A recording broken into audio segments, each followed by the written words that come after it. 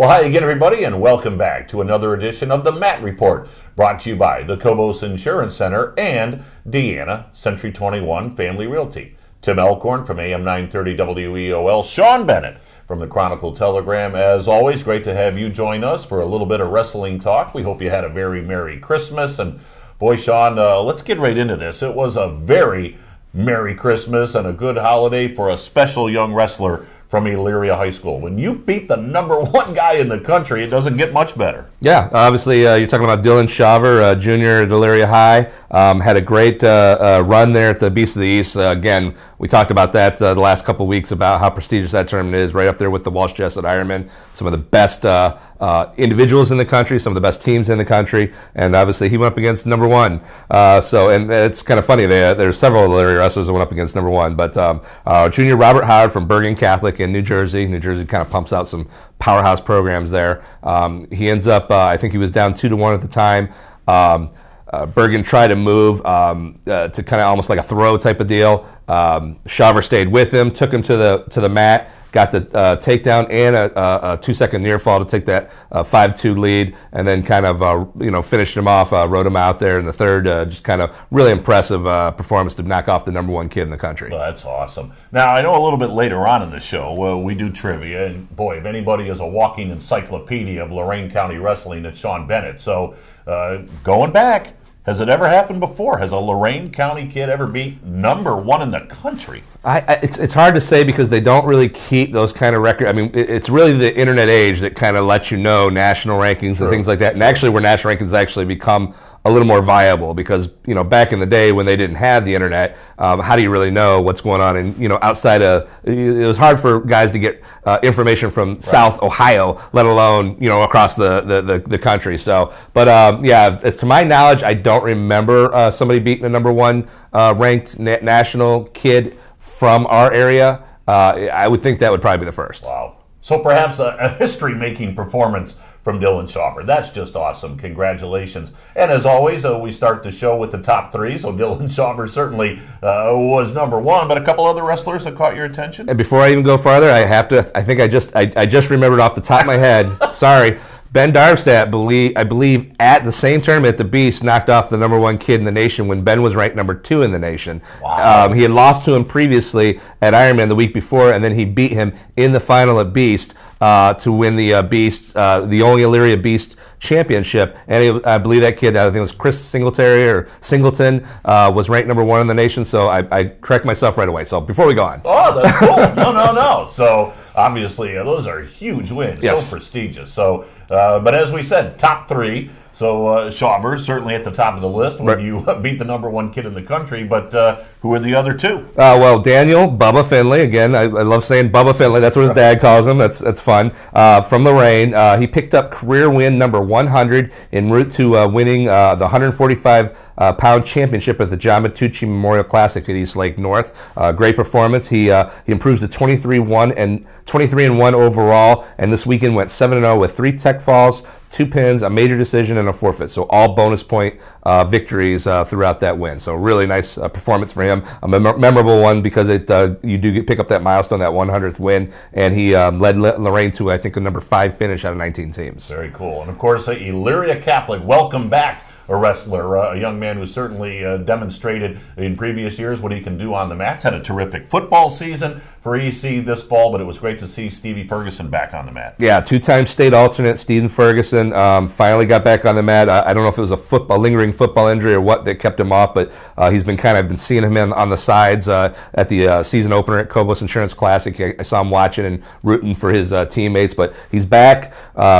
With a bang, 8-0 at the John Matucci Memorial Classic, wins the 152-pound title, finished with 5 pins, tech fall, major decision, and a forfeit. So again, all bonus points for his team. Really impressive way to kind of make your season debut a month into the season. Wow. So congratulations to the top 3 this week. Again, Dylan Shaver, along with Bubba Finley and Stephen Ferguson. Well, you mentioned Steve with his state placers as far as getting down to the state tournament. A young man that has done that over at Firelands High School. We've talked about him quite a bit during our on-the-mat programs. is one Payton Bergdorf over at Firelands, and I guess he's going to be featured this week on the. I went out to Firelands, got to spend time to do the segment with him. He's going to show the ankle pick. It's another great takedown. We get a theme going right now. Everybody's kind of showing their specialties, their takedown. So ankle pick is a slick move, and he uses it to get the 2 points and get ahead in the match. So again, my favorite move brought to you by Century 21, Deanna Family Realty. We thank Deanna Family Realty for being a part of our On the Mat program. So here we go. My favorite move, Payton Bergdorf from Firelands High School. My name is Payton Bergdorf. I'm a junior at Firelands, and my favorite move is an ankle pick. So when I'm coming in, I'm coming from inside control. I'm circling him in. I'm switching out to the collar. I'm driving his head to his knee, and I'm driving through. So one more time. I'm coming. I circle, drive to the knee, and come through. So as you see, kind of a slick move. When it's done right, it's A, it looks cool, but B, it's also a little demoralizing for the opponent because it's not your normal just grab you around the top part of the legs. They're basically taking that ankle and they're just pulling your legs almost from underneath you. So it's hard to deal with. It's definitely something cool to see, and he does it well. By the way, I have to tell you that spent the holidays with family members, and one of my family members is involved with wrestling. They love watching my favorite move every week. They just like kind of picking out these things that the other wrestlers in the area are doing. Yeah, I like it too. It's a chance for these guys to kind of show off something they do well. A lot of them, I think, work in their off time with younger wrestlers. I hear that a lot. So it's kind of a way to kind of through social media reach a lot of them and kind of say, this is something I enjoy doing. This is how I do it.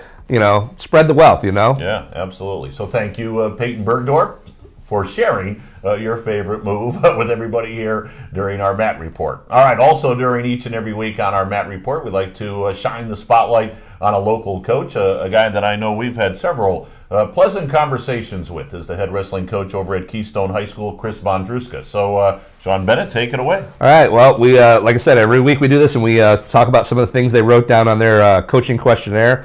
Some of Chris's things. For one, his top accomplishments as a wrestler in high school. He was a two-time, or not in high school, but as a competitor, two-time state runner-up in high school, two-time NCAA qualifier in college. Wow. Awesome. Top coaching accomplishments. He's coached 2 state champs while coaching in North Carolina and 4 state placers here in Ohio while at Keystone.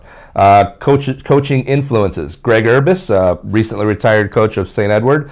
Tom Ryan, coach down there for the Ohio State Buckeyes. John Heffernan, who just took over for Greg Urbis at St. Edward. And Paul O'Donohue. Most important intangible for a wrestler, he believes, is speed. One of the other thing about him, he coaches freestyle and Greco. Favorite college program, Ohio State, which is probably why he likes Tom Ryan so much. Right. Toughest opponent, St. Edward, surprise, surprise, and Buckeye in PAC competition. Again, those are 2 of the big programs that a lot of guys have mentioned in the past. And in his free time, he enjoys spending time with his family, including his 2 sons. Very cool. So very good to hear those pretty positive comments from Coach Vondruska over at Keystone, who does a terrific job with that Wildcat program. All right, here's the fun part of the program. Not that the other parts aren't fun, and we hope you enjoy those. But weekly trivia each and every week during our Mat Report. Sean Bennett comes up with some really cool tidbits as far as Lorain County and Northeast Ohio wrestling is concerned. So, Sean, what'd you cook up out of your trivia cookbook this week? Well, we'll answer the last week's question first, which we kind of did those, which weight class had the most, and we said 112 pounds. And the question we posed to everybody is 2 schools, I believe it's Columbia and Oberlin, had the 2 champions out of the 7, and right. Who were those wrestlers? So we'll start there. The wrestlers who won the state championships at 112 from Columbia was Bo Wilkovich in 1991 and Keith Meskin in 1994. And the 112-pound championships from Oberlin, both, little trick, little swerve here, both by Eric Burnett. 1986 and 1987, back-to-back years, Eric won those 112 pounds. And while kind of researching that 112, it's kind of like where you see one of those numbers that pops up, the number 23 or whatever, where you see where it pops up all over the place. 112, not just to the Lorain County schools, but as I'm looking through some of the archives there, we had three 112-pound champs. Oh, the other 312-pound champs, by the way, were Black River's Dave Darlack in '85, Wellington's Jason Hartman in 1990, and Elyria Catholic Scott Burnett in 1996. So both Burnetts won a state title at 112 pounds. But one of the things I was seeing was there was 112 pounds, even outside Lorain County. We had 4 other champions from Lorain County wrestlers that wrestled outside of Lorain County, and that was all 4 were from St. Edward. Mark Mose from Lorain in 2001, Mark Jane from Elyria in 1998, and then the Palmer brothers, Lance Palmer in 2004 and Colin Palmer from 2006. They hail from Columbia Station, both won at 112 pounds. So that weight class, 7 from our county, 4 out, 11 112-pound championships based around that Lorain County area. I thought that was cool. You got my wheels turning. Yeah, it's going crazy. Yeah, well, I was going to say, is there a thread there? I mean, why all the 112s? I think it's mostly coincidence, but it's where a lot of kids start out. So if you have a really talented kid, like a lot of those names were, they go into high school as freshmen. Like I'm sure Colin and Lance won that either their freshman or sophomore years. Same thing with Eric. I think it was his first 2 years that he won 112. So when you go into high school and you're an elite wrestler and you can potentially take one of those state titles early, like Eric, Lance, Colin were all 4-time state champs. Mark and Scotty were 3-time state champs. If you're going to win early in your career, it's probably going to be at a lower weight. So that's probably why you see a lot of them rack up at 112. I knew you would answer the question. So this week's trivia. This week's question? This week's trivia. So we went through. I kind of focused it on programs that are no more in Lorain County. So not to be I just want to kind of let people know what's up with schools that used to be. So the county programs that are no longer. So leading the way. It's no surprise to anybody. Southview had 43 state placers. Next up was the Lorain Steelmen and the Admiral King Admirals with 4 each, and Elyria West comes in the rear with 1 state placer. Southview, we'll focus on them since they're the big ones, had 21 state finalists, including 7 state champions. Notable wrestlers include 2-time state champion Roderick Franklin, 2-time state finalist Robert Taylor, and who also won a state title in 1987, and 2-time state runner-up Jimmy James. The only other state champion out of Lorain, besides the ones that we talked about, was Ray Cruzado, who won in 1971 for the Lorain Steelmen, while 2 others were state finalists, Tim Jenkins for the Steelmen in 1969 and Admiral King's Michael Wayne Jackson in 1972. Wow. Juggy Franklin, by the way. Juggy Franklin. Incredible wrestler. Yes, absolutely. See, I know a little bit about wrestling. Juggy was phenomenal. All right, so what's your question for this Okay, week? so the question is, we talked about these schools, and we mentioned Elyria West is kind of last with 1 state placer. That's it. Who was Elyria West's lone state placer? And our hint is he placed 5th in 1988 at the 1988 state tournament. Okay, and I did find out one more thing. He also played football for the Wolverines. I believe, yes, he was a football player as well. All right, so there you go. Elyria West, 1 state placer. Who was he? Back in 1988. Well, as always, to close things out here on our Matt Report, we hear from a local wrestler. We call it our Pin Down segment. So Sean Bennett always has an opportunity to talk to a local wrestler, just find out some fun things. So who are we going to have in Pin Down this week? Yeah, he was able to catch up with Amherst Tim Carrion. Tim Carrion's been on my radar for the time he's been there. He's always on the honor roll. He's definitely a high-level wrestler. I'm feeling this year could be a breakout season for him.